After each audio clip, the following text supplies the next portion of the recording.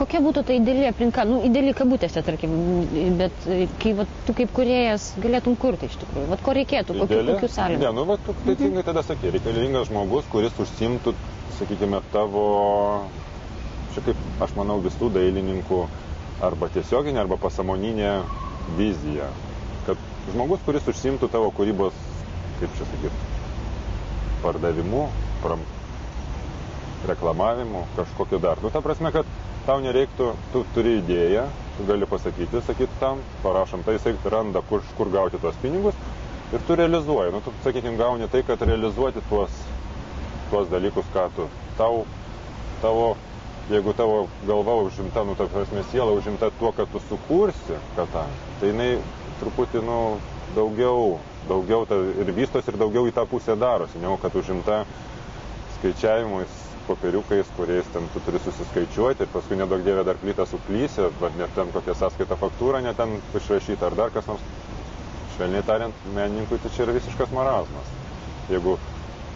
Bet aš nematau, kad, nu, atsakai, idealus. Nu, idealus taip, kad reiškia žmogus, kuris gali tą daryti ir reiškia iš to dar užsidirbti savo gyvenimą. Arba jis gali kelis dailininkus turėti. Aš manau, ta prasme, čia jau, jeigu jau daro, tai ne bėda, žinai. O infrastruktūros prasme, va, dirbtuvių medžiagų? Tai viskas yra įmanoma, viskas nuperkama, viskas randama. Nu, aš labai mėgstu su visokiom kitokiom medžiagom dirbti, va, kaip nuotraukas ant audinių daryti, ant aliuminio, ant drobės, dar kažką, tai tokius aitvarus, va, dabar radau specialią medžiagą, ant kurios aitvarų medžiagą, ta prasme, ant kurios galima atspausti nuotraukas. Va, vežiau į Gruziją, leidau ten aitvarus.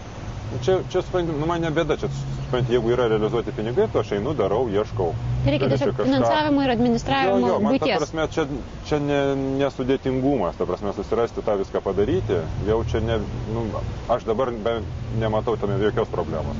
O didesnė ta prasme, kad iš kur rasti tą finansavimą, kaip realizuoti, sakykime, tuos visus pačius, net ir patys tie gruzinai sako, nu tai va gerai, mes galim daryti be honoraro, nes gaunasi visose pastraipose, visose fonduose yra ta pastraipa kaip honorarai, autorinės sutartis, nu yra mizeris visą laiką. Ta prasme, jeigu bet koks normalus žmogus pasakytų, nu, ką nors samdai kokį žmogų, kuris dirba reklamoje ar kažkur, tai ir sakyt, va ten tą ir tą padaryk.